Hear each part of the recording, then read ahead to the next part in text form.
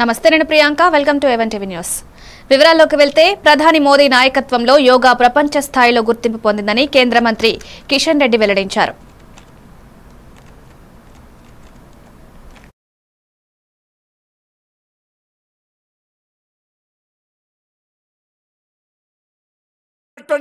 అద్భుతమైనటువంటి బహుమతి ఈ యోగా.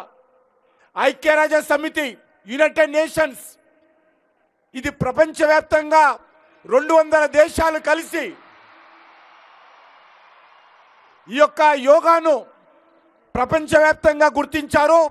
ఈరోజు నరేంద్ర మోడీ గారి నాయకత్వంలో యావత్ ప్రపంచంలో ఉన్నటువంటి 200 దేశాలు, ఆ దేశాధినేతలు, ఆ దేశాల ప్రభుత్వాల ఆధ్వర్యంలో మన భారతదేశంలో పుట్టినటువంటి యోగాను ప్రపంచమంతా ఈరోజు ఆచరిస్తున్నారంటే, గుర్తించారంటే ఇది ప్రతి భారతీయుడు 140 కోట్ల మంది ప్రజలు గర్వించాల్సినటువంటి అంశమని మనం చేస్తా ఉన్నాను. అంతేకాదు, ఈ సందర్భంగా మన ప్రియతమ ప్రధానమంత్రి యోగాను ప్రపంచానికి పరిచయం చేసినందుకు వారికి మనస్ఫూర్తిగా ఈ తెలంగాణ గడ్డ నుంచి హృదయపూర్వకమైనటువంటి కృతజ్ఞతలు, అభినందనలు తెలియజేస్తా ఉన్నాను. అంతేకాదు, ఈ 21వ తేదీ అంటే రేపు ప్రపంచ యోగా దినోత్సవం మన ప్రాంతాలలో మనం జరుపుకోవాలి. ఈరోజు 24 అవర్స్ కౌంట్ డౌన్ ఇక్కడ నిర్వహించుకుంటున్నాము.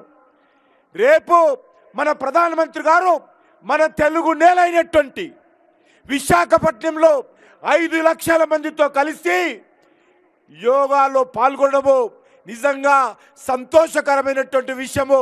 తెలుగు ప్రజలందరూ కూడా గర్వించాల్సినటువంటి విషయము. అందుకే ఈ యోగా ఈరోజు ప్రతి ఒక్క వ్యక్తి కుటుంబంలో, ప్రతి వ్యక్తి జీవితంలో భాగం కావాలి. యోగా ద్వారా మానసికంగా, శారీరకంగా మనమందరం ఎల్బీ స్టేడియంలో నిర్వహించిన అంతర్జాతీయ యోగా దినోత్సవ కార్యక్రమంలో పాల్గొన్న మాజీ ఉపరాష్ట్రపతి వెంకయ్య నాయుడు యోగాపై వెలువైన సందేశం ఇచ్చారు. యోగా యొక్క అంతిమ లక్ష్యం మానవత్వాన్ని సాధించడమన్నారు. ప్రపంచ ప్రజలంతా ఆరోగ్యంగా, ప్రశాంతంగా ఉండాలన్నదే లక్ష్యమన్నారు. యోగా అంటే కేవలం శారీరక వ్యాయామం కాదని, మనసు, వృత్తి, ప్రవృత్తులను నిగ్రహించే సాధనమని స్పష్టం చేశారు. ఆదియోగి పతంజలి మహర్షి అందించిన యోగ సూత్రాలు ఎప్పటికీ ఆచరణీయమని కొనియాడారు. యోగా అనేది భారతీయ సంస్కృతి గొప్పతనాన్ని చాటి చెప్పే ప్రపంచానికి ఇచ్చిన ఆధ్యాత్మిక బహుమతిగా పేర్కొన్నారు. ఓకే, ఆరోగ్యం కోసం యోగా అనే పేరుతో ప్రధానమంత్రి గారు ఇచ్చిన పిలుపుకి ఇవాళ దేశవ్యాప్తంగా కనీ విని ఎరుగని రీతిగా అన్ని రాష్ట్రాల్లో కూడా మనకు సన్నాహాలు మొదలైనవి. మన పక్కనున్న ఆంధ్రప్రదేశ్లో, తెలుగు రాష్ట్రంలో మాన్యులు ముఖ్యమంత్రి, ప్రధానమంత్రి గారు రేపు వచ్చి ఆ యోగా డే కార్యక్రమాల్లో పాల్గొంటున్నారు.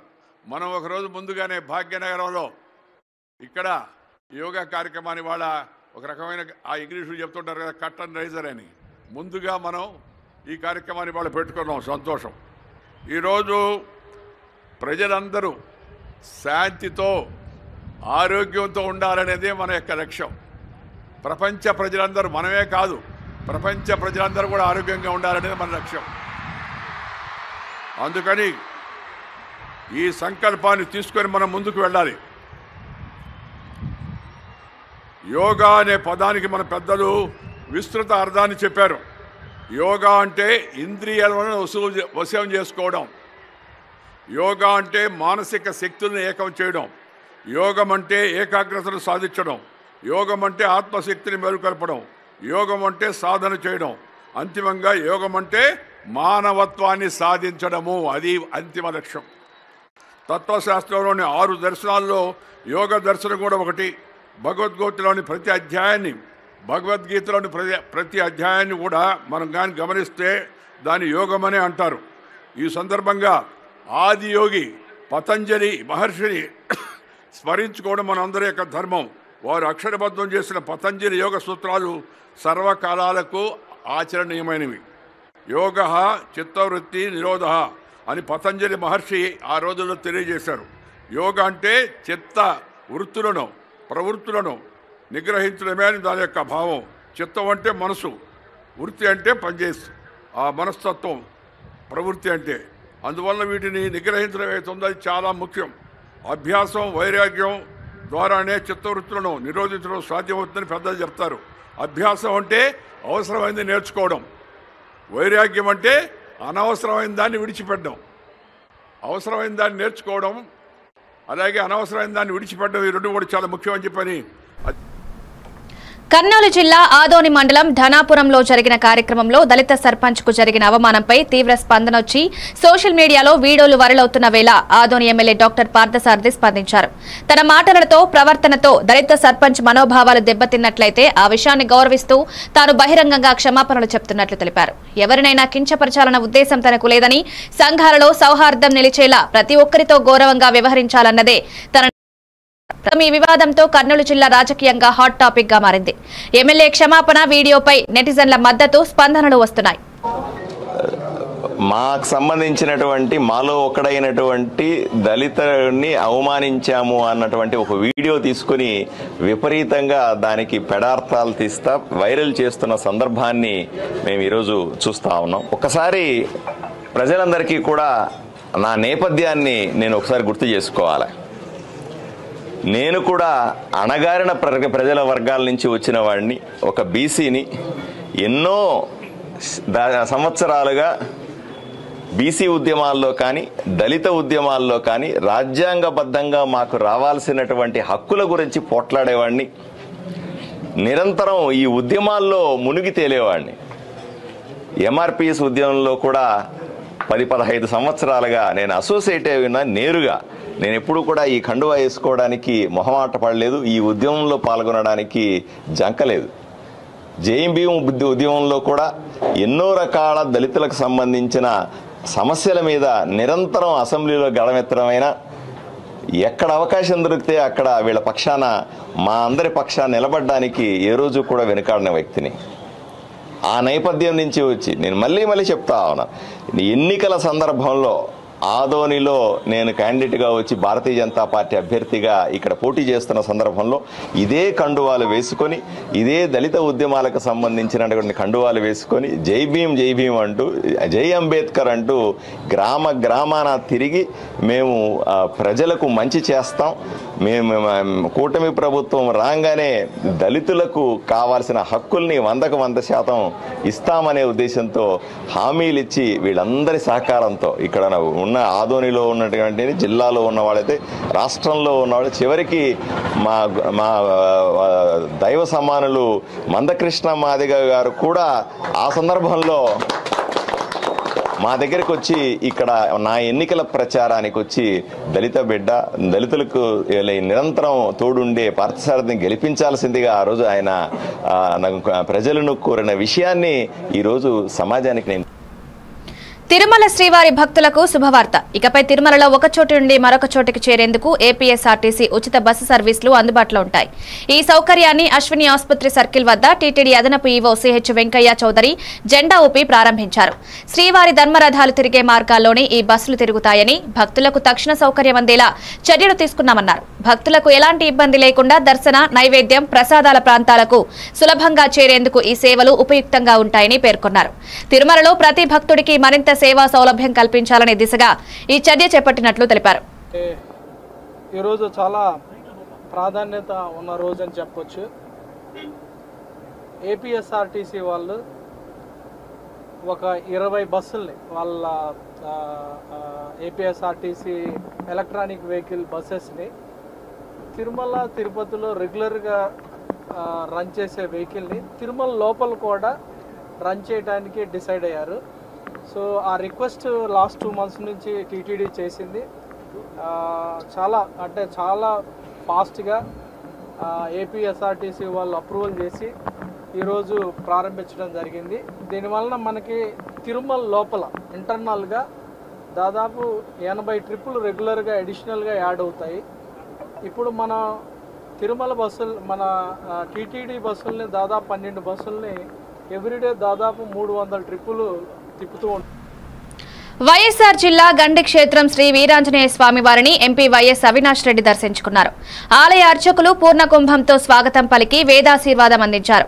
అనంతరం నూతన ఆలయ పునర్నిర్మాణ పనులకు పరిశీలించిన ఆయన ఆలయ అభివృద్ధిపై ప్రభుత్వ నిర్లక్ష్యాన్ని తీవ్రంగా విమర్శించారు. గత వైఎస్ఆర్సీపీ ప్రభుత్వంలో 28 కోట్లు మంజూరు చేసి 95% పనులు పూర్తయ్యాయని, మిగిలిన 5% పనులను కూటమి ప్రభుత్వం ఏడాదిగా పట్టించుకోవడం లేదని ఆవేదన వ్యక్తం చేశారు. గత 4 శ్రావణ మాసాల నుంచి మూల విరాట్ దర్శనం లేకపోవడం, విగ్రహ ప్రతిష్ఠ ఆలస్యం కావడం భక్తులకు తీవ్ర అసౌకర్యం కలిగిస్తోందన్నారు. ఆంజనేయ స్వామిని దర్శించుకోవడం జరిగింది. ఈ సంవత్సర కాలంలో ఆంజనేయ స్వామి సన్నిధికి వచ్చిన దాదాపు 3-4 సందర్భాల్లో ప్రతిసారి కూడా ఈ రాష్ట్ర ప్రభుత్వాన్ని ఒకటే మనవి చేశాం. ఈ ఆలయము ఎంతో ప్రసిద్ధిగాంచింది. ఒక ప్రత్యేకత ఉంది ఈ ఆలయానికి.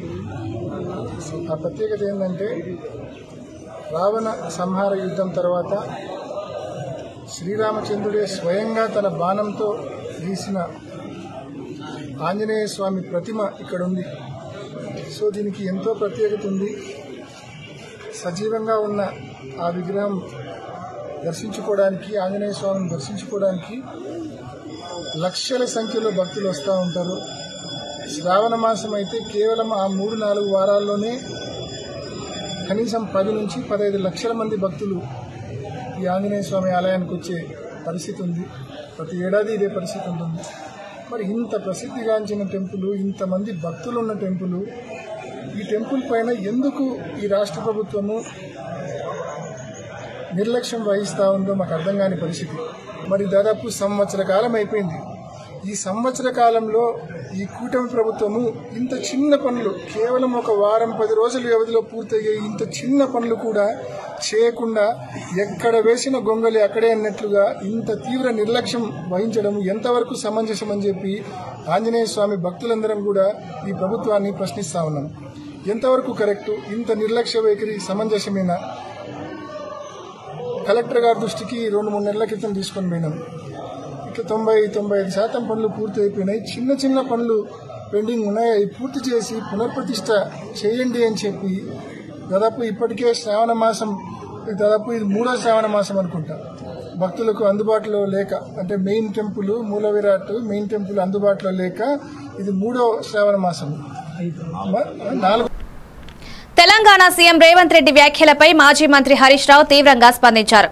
బీఆర్ఎస్ పాలనపై రేవంత్ చేస్తున్న విమర్శలు నిరాధారమన్నారు. ప్రజలకిచ్చిన హామీలు నెరవేర్చడంలో విఫలమవుతున్న కాంగ్రెస్ ప్రభుత్వం విమర్శలతో మాయ చేయాలని చూస్తోందన్నారు. రేవంత్ మాటలు మానేసి పనులను పట్టించుకోవాలన్నారు. రాష్ట్ర అభివృద్ధికి బీఆర్ఎస్ వేసిన పునాదులపైనే ఇప్పుడు కాంగ్రెస్ సాగుతోందన్నారు. తెలంగాణ కోసం కృషి చేసిన నాయకులపై నిందలు వేయడం అన్యాయమని హరీష్ పేర్కొన్నారు. ప్రజలు బీజేపీ, కాంగ్రెస్ మధ్య విసుగు చెంది తిరిగి బీఆర్ఎస్ వైపు చూడనున్నారని ధీమా వ్యక్తం చేశారు. నువ్వు నిన్న మీటింగ్ పెట్టింది ఆపనీకా, కట్టుకోమని చెప్పనీకా? ఏమైనా సోయి ఉండి మాట్లాడుతున్నావా? అకల్ నుండి మాట్లాడుతున్నావా? అకల్ కోల్పోయి మాట్లాడుతున్నావా? నువ్వు ఈరోజు మీ పవర్ పాయింట్ ప్రజెంటేషన్లో మీ ఇంజనీరే చెప్పిండు. ఆ సుబ్రహ్మణ్య ప్రసాద్ చెప్పినాకనే సోయి రావాలి కదా. నీకు ఎవడో స్క్రిప్ట్ రాసి ఇచ్చినట్టు తిట్టనీకి వచ్చినావు, ఆ పొలిటికల్ మీటింగ్ కోసం వచ్చినావు. కానీ ఆ ఇంజనీర్ చెప్తుంటే వినన్నా, నీ స్క్రిప్ట్ సరిగా లేదు, ఆల్రెడీ 946 మనకు కేటాయించబడ్డాయి, మరి 1000 ఇచ్చి మొత్తం తీసుకొని అనకూడదు అనే సోయి ఉండాలన్నా వద్దా నీకు? Don't have the basic knowledge లేదు నీకు. ఆ పక్కన ఉత్తమ్ కుమార్ రెడ్డినే చెప్పాలి కదా తప్పని. ఆయన చెప్పడు, ఈయనకు తెలియదా? అంటే ఇప్పుడు చంద్రబాబు సర్టిఫికెట్ కోసం ఈయన ఆరాటపడుతున్నాడు. అయినా నీళ్ళు చంద్రబాబు ఎవరండి ఇవ్వడానికి? చట్టబద్ధ నీకు నది పరివాహక ప్రాంతం లేదా? నీ అడుక్కోవాల్సిన బతికేంది నువ్వు? ఇంకెంతకాలం చంద్రబాబు మీద ఆధారపడి బతుకుతావు? ఎందుకు అడుక్కుంటున్నావు చంద్రబాబును? Already you have a right. ఇప్పుడు దాంట్లో కేసీఆర్ గారు ఒక లెటర్ రాసిండ్రు. ఇది 2/10/2020. ఇది కేంద్ర జలవనరుల శాఖ మంత్రి షెకావత్ గారికి ఇది పెట్టు బాబు. కేసీఆర్ గారు రాసిన లెటర్ ఇది. As a chief minister, union water resource minister కు కేసీఆర్ గారు రాసిన లెటర్. దీంట్లో I read out the page number 13.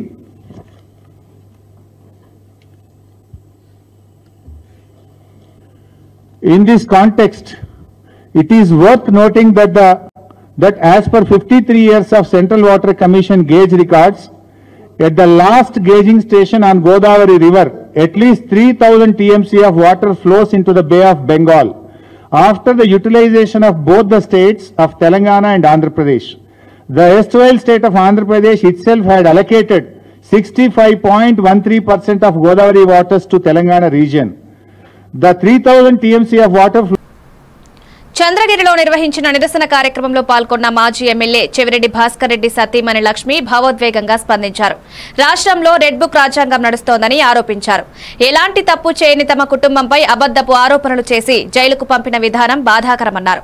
తన భర్త 10 ఏళ్లు ఎమ్మెల్యేగా ఉన్నా ఎవరిని ఇబ్బంది పెట్టలేదన్నారు. ఎలాంటి అన్యాయ పాలన చంద్రగిరిలో ఎప్పుడూ చూడలేదన్నారు. ఇంతవరకు వీధికి రాని మహిళలు కూడా రోడ్డెక్కి నిరసన తెలపడం పరిపాలనపై నమ్మకం కోల్పోయిన సంకేతమన్నారు. ప్రజల కోసం ఉన్నదంతా వినియోగించిన వ్యక్తి చెవిరెడ్డి భాస్కర్ రెడ్డి అన్నారు. ఎటువంటి తప్పు చేయలేదు, ఎటువంటి అసలు ఆలోచనే లేని మా ఫ్యామిలీ పైన లేని నిందలు వేసి జైల్లో పెట్టడం చాలా బాధాకరం. ఇలాంటి సంస్కృతి మనకు చంద్రగిరి ఇంతవరకు లేదు. ఇంతకుముందు 10 ఏళ్ళు మేము కూడా పరిపాలించాము. ఏ రోజు కానీ ఒక్క మనిషిని అరెస్ట్ చేసి నిందించింటే మేము ఏ శిక్షకైనా మేము రెడీ. కానీ ఈరోజు మమ్మల్ని ఎంత ఇబ్బంది పెట్టిస్తున్నారంటే, ఏ రోజు ఈది లేక రాని ఆడబిడ్డలం ఈరోజు ఇంతగా వచ్చి ఈది లేకొచ్చి వినిపిస్తున్నామంటే ఎలా ఉంది ఈ పరిపాలన అనేది వాళ్ళు గ్రహించాలి. కడుపులో ఎంత బాధ ఉంటుందో. ఏ తప్పు చేయని ఇంకా మాది 10 రూపాయలు ఎత్తుకొచ్చి జనాల కోసం పెట్టింటామే కానీ ఏ రోజు కానీ ఒక తప్పు చేసి మా ఫ్యామిలీ ఎలా ఉంటుందో ఈ కాన్ఫరెన్సీలో ప్రతి ఒక్కరిని అడిగినా చెప్తారు. కానీ ధర్మం లేకుండా పరిపాలన చేయకూడదని చంద్రబాబు నాయుడు గారికి విజ్ఞప్తి చేస్తున్నాను. ఇంతవరకు ఎప్పుడు నేను ప్రెస్ ముందు మాట్లాడింది లేదు. ఎంత బాధ ఉంటే ఒక మనిషి ఆడమనిషి వచ్చి మాట్లాడుతుందో ఆలోచించుకోవాలి. అసలు ఈ గవర్నమెంట్ లో వస్తానే ఫస్ట్ టార్గెట్ మమ్మల్ని చేయాల్సిన అవసరం ఏమొచ్చింది? అంతగా తప్పు ఏం చేశాం? జనాలకు సేవ చేయడమా మేము చేసిన తప్పు? ఒకసారి ఆలోచించి. మాజీ ఎంపీ రెడ్డప్ప చేసిన అనుచిత వ్యాఖ్యలపై టీడీపీ నేత చల్లాబాబు తీవ్రంగా స్పందించారు. గత ప్రభుత్వంపై చేయాల్సిన విమర్శలు మరిచి ఇప్పటి ముఖ్యమంత్రి చంద్రబాబుపై దాడికి దిగడం దారుణమన్నారు. నీచ రాజకీయాలకు పాల్పడింది టీడీపీ కాదని వైసీపీ ప్రభుత్వమేనని స్పష్టం చేశారు. వైసీపీ పాలనలోని అరాచకాలు, దౌర్జన్యాలు, లిక్కర్, ఇసుక మాఫియా దౌర్జన్యాలకు దారితీసిన ఘనత మీ ప్రభుత్వానిదని చల్లాబాబు విమర్శించారు. రెడ్డప్ప లాంటి నేతలు ఇప్పటికీ ప్రజా మనోగతాన్ని అర్థం చేసుకోలేకపోతున్నారన్నారు. రెడ్డప్ప గారు ముఖ్యమంత్రిని నీచమైన ముఖ్యమంత్రి అనే వ్యాఖ్యలు సంబోధించినాడు. అయ్యా మాజీ ఎంపీ గారు, ఒక్కసారి ఆలోచన చేసుకో. ఎవరు నీచమైన ముఖ్యమంత్రి? రాష్ట్రంలో ఈ రాష్ట్ర అభివృద్ధి కోసము ఒక్క సంవత్సరంలోనే ఇన్ని కార్యక్రమాలు చేపడుతూ రాష్ట్రాన్ని అభివృద్ధి ముందుకు తీసుకెళ్తున్న ఏకైక ముఖ్యమంత్రి చంద్రబాబు నాయుడు అని చెప్పి గుర్తుపెట్టుకో, నువ్వు మనసులో పెట్టుకో. ఇంకొకసారి కానీ ఇటువంటి వైఎస్ జగన్ పై టీడీపీ నేత సోమిరెడ్డి చంద్రమోహన్ రెడ్డి తీవ్రంగా విరుచుకుపడ్డారు. నాగమల్లేశ్వరరావు బెట్టింగ్ వల్ల ఆత్మహత్య చేసుకుంటే అతని విగ్రహాన్ని ఆవిష్కరించి ప్రజలకు ఏం సందేశం ఇవ్వాలనుకుంటున్నారని జగన్ ను నిలదీశారు. ముఖ్యమంత్రిగా ఉన్నప్పుడు జగన్ రాష్ట్రాన్ని బీహార్లా మార్చారని తీవ్ర వ్యాఖ్యలు చేశారు. తాజాగా జరిగిన జగన్ పర్యటనలో వైఎస్ఆర్సీపీ అనుచరులు రౌడీ మూకల్లా ప్రవర్తించారని ఆరోపించారు. పోలీసుల మీద కూడా వైసీపీ నేతలకు గౌరవం లేదన్నట్టుగా వ్యవహరిస్తున్నారని విమర్శించారు. కడప రౌడీ వ్యవస్థను మొత్తం రాష్ట్రానికి విస్తరించాలన్నది జగన్ ఉద్దేశమని ఆరోపించారు. ప్రజాస్వామ్యంలో ఇలాంటి ధోరణులు దుర్మార్గమని సోమిరెడ్డి ధ్వజమెత్తారు.